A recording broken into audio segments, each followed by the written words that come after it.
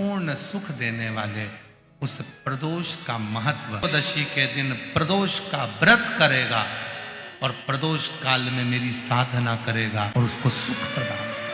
हर 15 दिन में प्रदोष आती है। यदि एक प्रदोष को भी वो भूल से भी एक बेलपत्र या चावल का दाना, तुम पार्थिव पूजन करते हो, तुमसे कहे कि पार्थिव शिवलिंग रोज नहीं बनाना, रोज एक शिवलिंग का निर्माण, प्रतिदिन पार्थिव लिंग का निर्माण। भगवान कृष्ण पार्थिव लिंग का कर देते हैं या भगवान नहीं सुनते तो ये दूसरी जगह कर लिया, सब्र रखना प्रारंभ कर दिया।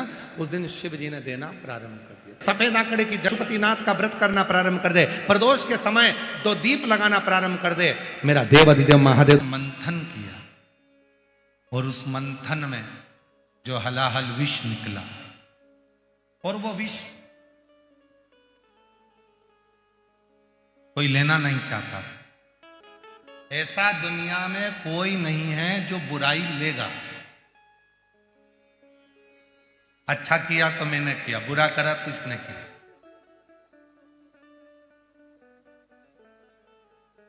जितना किया अच्छा मैंने करा और बुरा करा तो इसने करा। दुनिया में बहुत कम लोग होंगे जो बुराई खुद ले लेंगे। जब मंथन हुआ, विष निकला और वो विष हलाहल विष शिव जी के पास पहुंचा।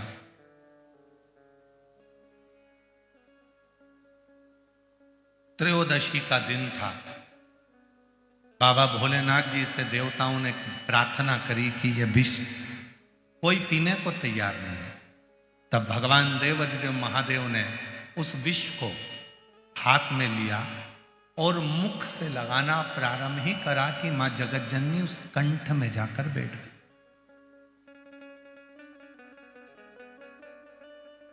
मां जगत जननी जगदम्बा अम्बा उस कंठ में जाकर बैठी और उस विष के बैलेंस को, उस विष को नीचे नहीं उतरने दी।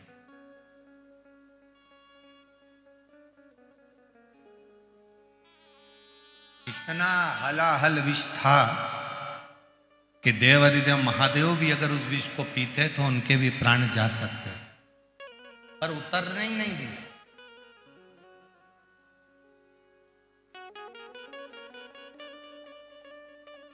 सारे दोषों को, उस विष के संपूर्ण दोषों को मां जगत जननी ने अपने हस्त कमल पर झेल लिया और पूरी रात्रि, पूरा समय मां जगत जननी शिव के नाम का स्मरण करती रही।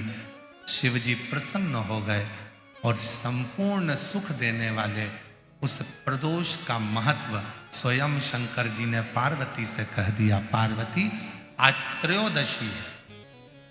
जिस दिन तूने प्रदोष काल में मेरे कंठ में इस विष को झेला है,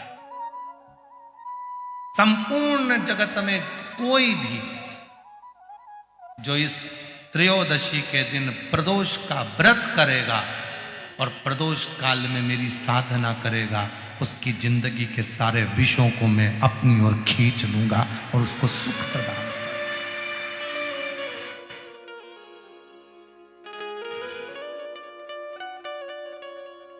संपूर्ण जगत का विष, कितना सुंदर कहा है। ये जो प्रसंग आप लोगों को मिल रहा है, ये प्रसंग हम इस कथा में लेने वाले नहीं थे, पर उन्होंने माता जी ने पहले दिन ही ऐसा प्रश्न खड़ा कर दिया, इसलिए इसको थोड़ा थोड़ा थोड़ा थोड़ा लिया जा रहा है।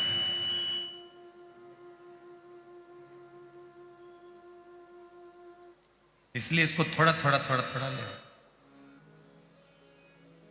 कितना सुंदर वर्णन करा गया है शिव महापुराण में प्रदोष की महत्वता में।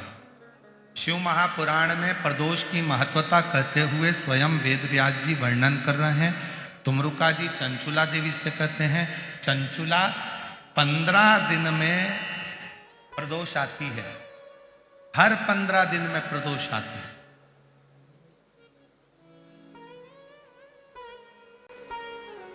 संसार का व्यक्ति यदि किसी तीर्थ में नहीं जा सकता, संसार का व्यक्ति कोई तीर्थ नहीं जा सकता, संसार का व्यक्ति कोई तीर्थ में जाकर स्नान नहीं कर सकता, संसार का व्यक्ति किसी तीर्थ में जाकर किसी पवित्र नदी का यदि स्नान नहीं कर पाता, तीर्थ नहीं जा पाता, या भगवान शंकर का भजन नहीं कर पाता, हर 15 दिन में प्रदोष आती है। यदि एक प्रदोष को भी वो भूल से भी एक बेलपत्र या जल या चावल का दाना अगर शंकर को प्रदोष काल में समर्पित कर देता है या प्रदोष का व्रत कर लेता है, तो उसके 15 दिन तक लगातार उसे तीर्थ का फल प्राप्त होता रहता है। चाहे फिर वो मंदिर जाए ना जाए, देवालय जाए ना जाए, शिवालय जाए ना जाए, तीर्थ जाए ना जाए, ये उसके ऊपर निर्भर करता है। पर एक चावल का दाना भी, एक बेलपत्र भी, एक लोटा जल भी यदि प्रदोष काल में प्रदोष के दिन शिव को समर्पित हो जाता है तो उसका फल जब, और एक दिन तक नहीं मिलता, 15 दिन तक लगातार उस फल को प्राप्त हो।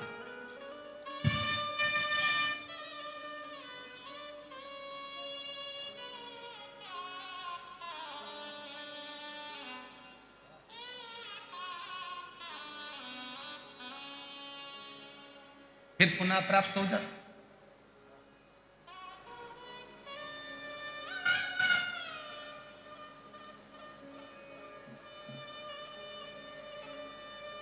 कड़वे और मीठे में अंतर होता है।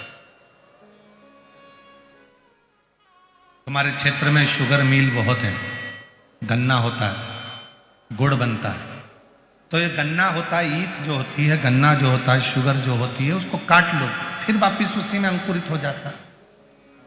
उसको अलग से ले जाकर लगाने की जरूरत ही नहीं पड़ती, फिर उसी में अंकुरित हो जाता है। फिर काटो, फिर अंकुरित हो जाए। मतलब शिव महापुराण की कथा कर रही है कि जैसे ईख, गन्ना, शुगर काटो, फिर वहीं पर लग जाती है, वापिस बड़ा हो जाता है, फिर काट लो, फिर बड़ा हो जाता है। ऐसे गन्ने की फसल को बार बार अलग से लगाने की जरूरत नहीं है, काटते जाओ बढ़ता जाएगा, काटते जाओ बढ़ता जाएगा। उसी तरह जो संसार सागर में आकर मीठा देना प्रारंभ करता है, मिठास देना प्रारंभ करता है, संसार सागर में आकर जो अच्छा देना चालू करता है, दुनिया के लोग उसको कितना भी काट लें, आखिरी में उसकी उन्नति होती ही रहती है, उसको कोई नीचे गिरा नहीं सकता।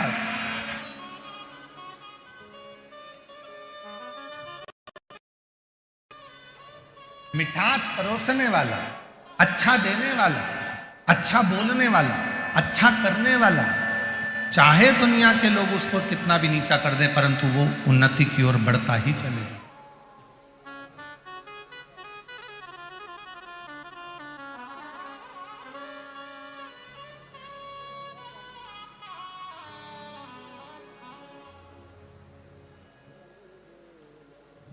वो उन्नति की ओर चढ़ता ही चलेगा।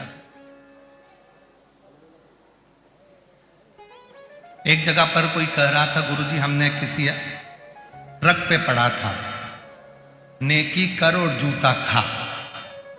हमने किसी ट्रक पे पढ़ा था, कोई बोल रहा था कि हमने ट्रक पे पढ़ा था, कहीं लिखा था कि आज के जमाने में नेकी करो और जूता खाओ, अच्छा करो और ऊपर से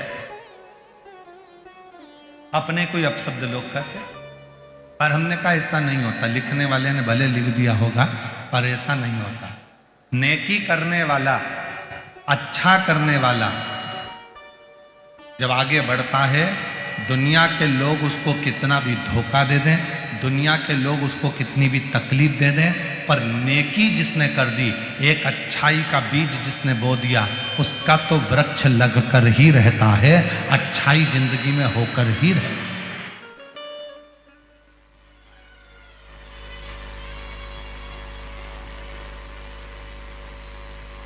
अच्छा होकर रहेगा। अब दुनिया की दृष्टि में भले हो सकता है कि किसी ट्रक पर हमने देखा था, कहीं लिखा हुआ हमने देखा था, कहीं पर हमने ऐसा देखा, नहीं, शिव महापुराण की कथा कहती है मन को, शिव महापुराण की कथा कहती है अपने हृदय को, अपने दिल को बहुत बड़ा रखो।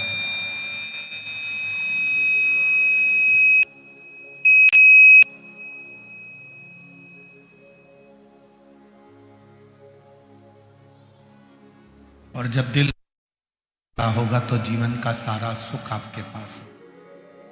3 चीजें हैं इस कली काल में।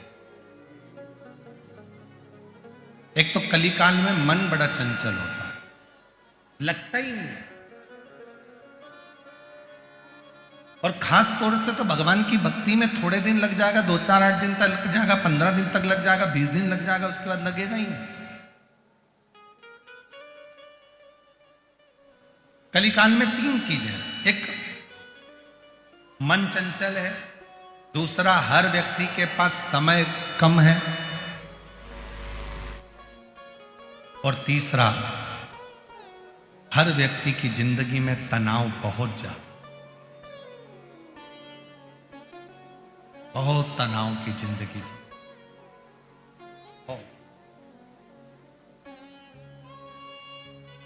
आज के जमाने में छोटे छोटे बच्चे भी कह रहे, मम्मी तुम मुझे परेशान मत करो, मैं बहुत टेंशन में। अभी तो पैदा ही हुआ है, जरा सा है, और माँ से कह रहा है कि मुझे टेंशन बहुत है। माँ कहती है हमारी उम्र में आओगे तब मालूम पड़ेगा कि टेंशन क्या होता है।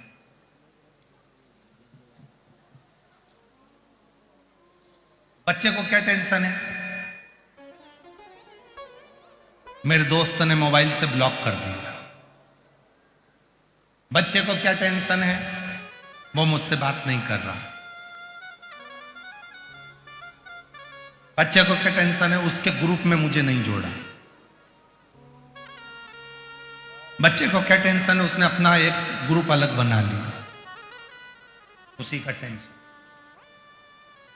कौन है जिसकी जिंदगी में तनाव नहीं? कलिकाल में समय की कमी, तनाव और मन चंचल, ये 3 चीजें हर व्यक्ति के साथ, प्रत्येक व्यक्ति के साथ ये 3 चीजें हैं। मन चंचल रहेगा, स्थिर नहीं होगा, मन की स्थिरता नहीं, समय की कमी,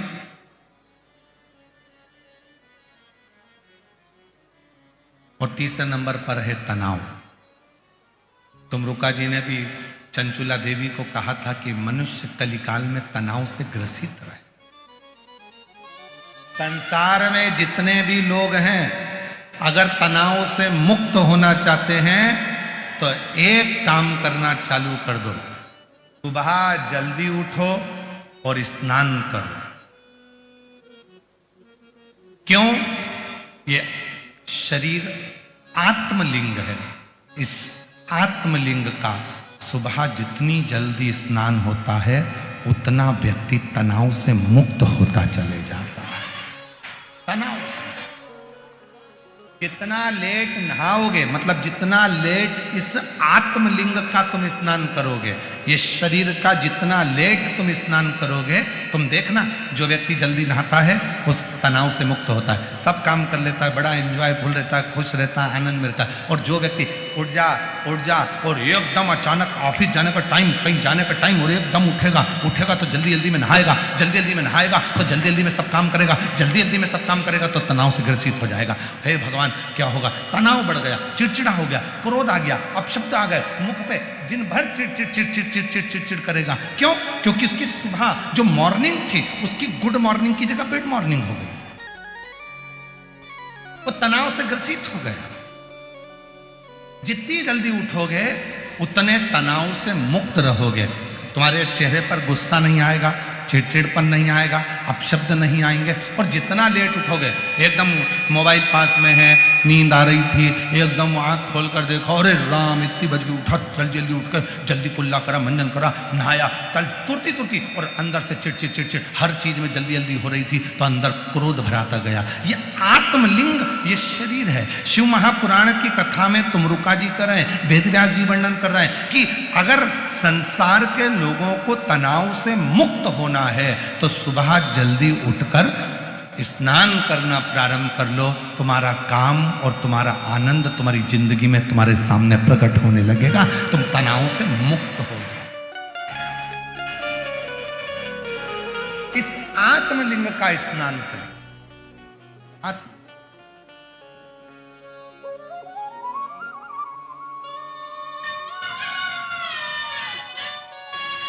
कहां से लाऊं गंगा, कहां से लाऊं यमुना, कहां से लाऊं गंगा, कहां से लाऊं यमुना, कहां से लाऊं सरयू आपा पड़ी रे, भोले तेरी सेवा हमसे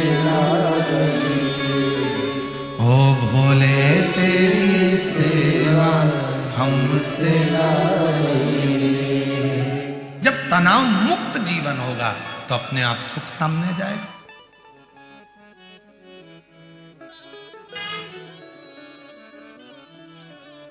ऑफिस जाने का समय है, 10 मिनट बचे हैं, 20 मिनट बचे हैं, तब उठ रहे हो, भागा दौड़ी कर रहे हो, नहा रहे हो, मंजन कर रहे हो, ब्रश कर रहे हो, फिर भाग कर जा रहे हो, तो ऑफिस में जाकर भी तुम चिड़चिड़ ही करोगे, दुकान पर जाकर तुम चिड़चिड़ ही करो, क्रोध ही करो।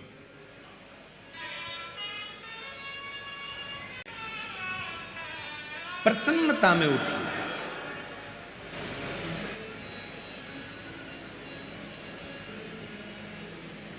हर एक व्यक्ति डिप्रेशन में दिख रहा है, हर व्यक्ति चिंता में दिख रहा है, प्रसन्नता खत्म हो गई उसकी। सेठ कहता है मैं चिंता में हूं, मुझे टेंशन है, नौकर कहता है मुझे टेंशन है, पत्नी कहती है मेरे से फालतू बात मत करो, मैं दिन भर टेंशन में रहती हूं, बेटा कहता है पापा मेरे से फालतू बात मत करो, मुझे बहुत टेंशन रहता है, बेटी कहती मम्मा तुम तुम्हारा अपना पास रखो, मुझे बहुत टेंशन, बहन कहती है भैया तू चुप रहे, मैं बहुत चिंता में, मेरे घर की टेंशन खत्म नहीं हो रहा।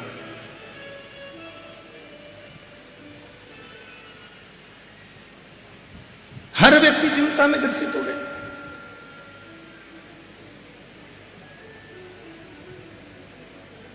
और चाहते क्या, अपनी चिंता हम दूसरे को दे। ना ना ना ना, आग लगे बस्ती में, जम के बोलो जरा, जम के, आग लगे बस्ती में अपन रहो मस्त। क्या किसको रोइए, क्या टेंशन। हम तो दो चीजें अपने अंदर याद करते हैं, एक श्रद्धा, दूसरी सब्र। और वही बात यहां भी कर रही है, थोड़ी सब्र रखो। पर आज के व्यक्ति को सब्र तो है ही नहीं। मैं लोटा भर के जल चढ़ाऊं और भगवान मुझे आज जो मांगू वो दे। तुम तो ये समझते हो कि भगवान मैजिक है, चुटकी बजा दे दे।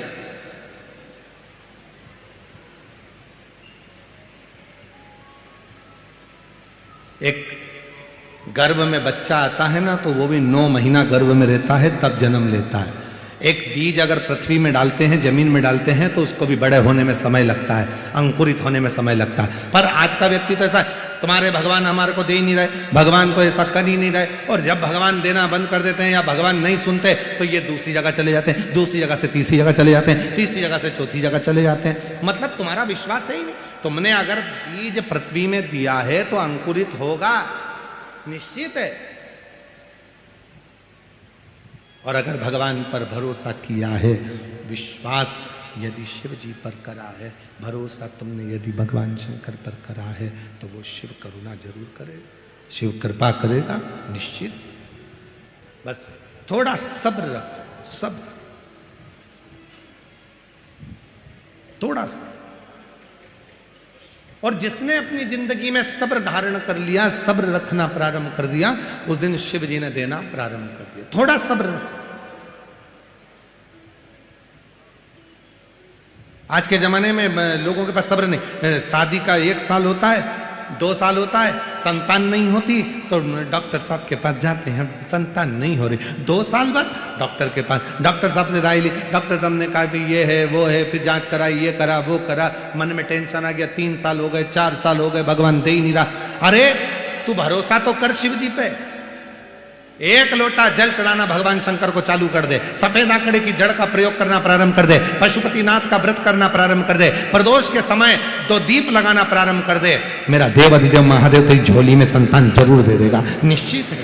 तुम विश्वास करो, भरोसा करो, शिव के आश्रित रहो, उसकी शरणागति में रहो, उसके चरणों का सुख पाते रहो, तो क्यों ना दे। सीहोर वाला बाबा श्री शिव पुराण की कथा कहती है, बचपन जवानी अधेड़ी बुढ़ापा कैसे भी हो, कितने भी बीमार हो तो भी मंदिर जरूर जाओ, तुम्हारे दुख में वो शंकर आकर खड़ा हो जाए। तुमसे कहे कि पार्थिव शिवलिंग रोज नहीं बनाना चाहिए, वो जैसे ही बोले उससे बात करना बंद कर दो, देखना बंद कर दो, उसकी सुनना बंद कर दो। शंकर भगवान के रोज एक शिवलिंग का निर्माण भगवान राम भी करते थे। भगवान श्री राम प्रतिदिन पार्थिव लिंग का निर्माण करते थे। भगवान कृष्ण प्रतिदिन पार्थिव लिंग का निर्माण करते थे। भगवान कृष्ण पार्थिव लिंग का निर्माण करते थे। और तो और मां अंजना, हनुमान जी महाराज की माता, रोज पार्थिव लिंग का निर्माण करती थी। रोज, प्रतिदिन।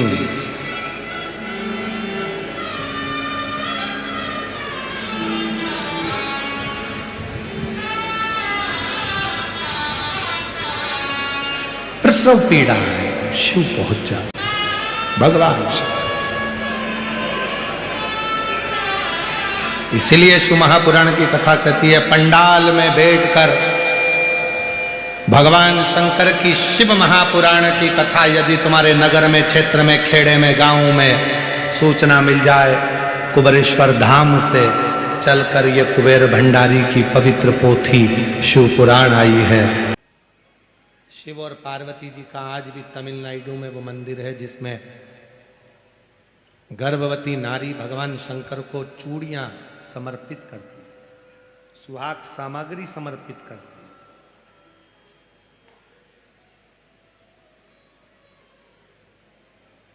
भारत की भूमि पर केवल एक मंदिर है भगवान शंकर का, जहां भगवान शंकर को देवादिदेव महादेव के शिवलिंग के सामने चूड़ियां भी जाती है और सौभाग्य सुहाग की सामग्री भी जाती है।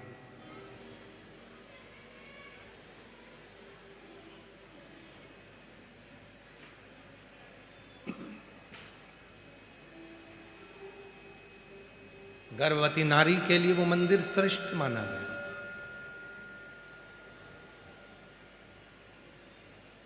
स्कंद पुराण में इसका चरित्र का वर्णन आया, इस मंदिर का। ये पूरा चरित्र स्कंद पुराण से। अब आप लोगों के गूगल पे आप भले सर्च कर कर देखोगे तो वो मंदिर मिल सकता है, पर हमारे स्कंद पुराण में तो स्पष्ट दक्षिण प्रदेश में कावेरी के तट का वर्णन है। और उस कावेरी के तट पर इस शिवलिंग का वर्णन है, जहां भगवान स्वयं मां आद्य शक्ति जगज्जननी कह रही है। भगवान आद्य शक्ति मां जगज्जननी कह रही है। इसके गर्भ की रक्षा कौन करेगा?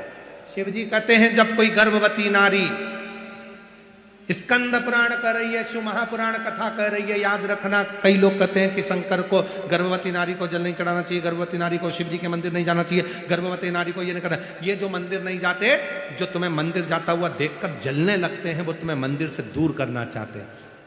तुम पार्थिव पूजन करते हो तो पार्थिव पूजन से तुम्हें दूर करना चाहते हैं। तुम शिव जी पे चढ़ा जल पीते हो तो जल से दूर करना चाहते हैं। तुम शंकर पे चढ़ी बेलपत्र खाते हो तो उससे दूर करना चाहते हैं। ये दुनिया की रीति है कि जो शिव के करीब में आएगा उसको किसी ना किसी भड़काकर, सोशल मीडिया के माध्यम से कुछ बोलकर, आड़ा टेढ़ा बोलकर आपको शंकर से कैसे दूर करें, वो चरित्र से उनको करें। किसी की मत सुनो। गीता प्रेस गोरखपुर की शिव पुराण लेकर आओ, स्कंद पुराण लेकर आओ, पढ़ो।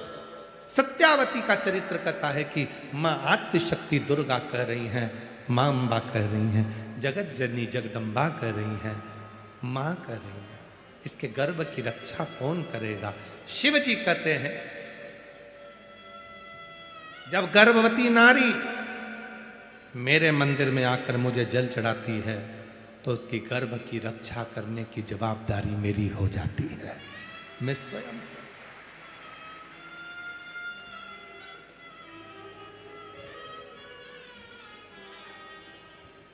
दिया उसने, निभाता एक पत्र है, अच्छा है। इसकी रक्षा कौन करेगा? शिव कहते हैं, जो गर्भवती नारी, गर्भावस्था में भी अगर शंकर के मंदिर में यदि कोई जल चढ़ा देता है तो उसके गर्भ की, जन्म देने वाली नारी और उसके बच्चे की रक्षा का भार मेरे ऊपर आ जाता।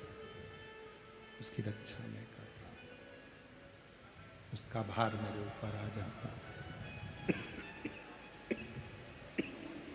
की रक्षा करना मेरी जवाबदारी हो जाती है। मां घर में नहीं है, पति बाहर गया, सत्यावती को प्रसव पीड़ा होने लगी, चिल्लाने लगी, माँ माँ माँ माँ, आवाज लगाने लगी। माँ थी नहीं। पूरा भरोसा शिव पर करेंगे तो क्यों ना सुनेगा वो, क्यों ना धारण। वो एक लाइन आप लोग गुनगुना के आश्रित तो हो, संसार के प्रत्येक जीव का वो कल्याण कर देता है। उसका भजन, उसका स्मरण, उसका नाम कीर्तन, थोड़ी सब्र रखकर जब हम शिव को भजेंगे तो क्यों ना मिलेगा, क्यों ना।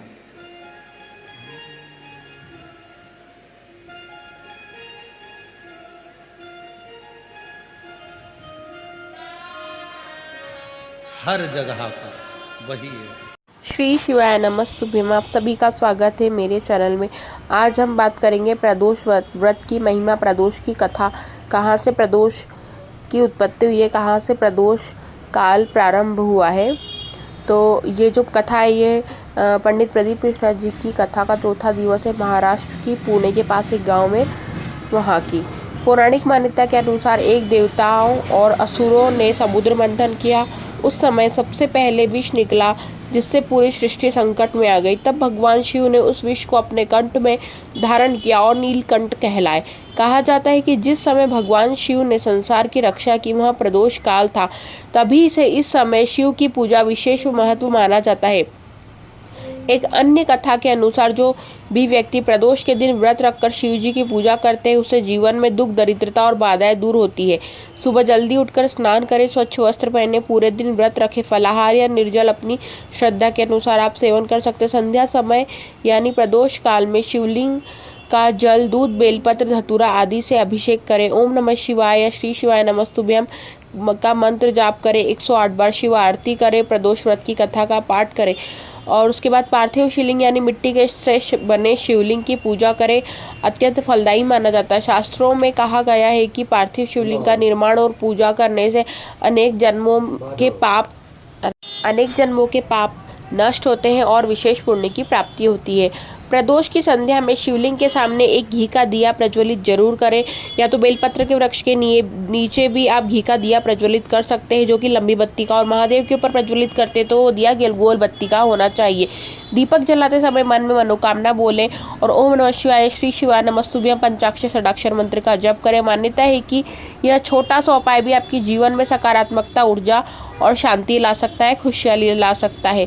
तो प्रदोष व्रत की महिमा, कथा, विधि और सरल उपाय आदि आप भी महादेव की कृपा पाना चाहते तो सच्चे मन से यह उपाय अवश्य करें। आपको यह जानकारी पसंद आई है मेरी तो वीडियो को लाइक कीजिए, चैनल को सब्सक्राइब कीजिए। कमेंट बॉक्स में हर हर महादेव, श्री शिवाय नमस्तुभ्यम अवश्य लिखिए। गुरु जी का कहना है कि श्री शिवाय नमस्तुभ्यम लिखने, सुनने, बोलने मात्र से हमें हजारों यज्ञों के फल की प्राप्ति होती है, हमारे पाप कम होते हैं और कष्ट दूर होते हैं।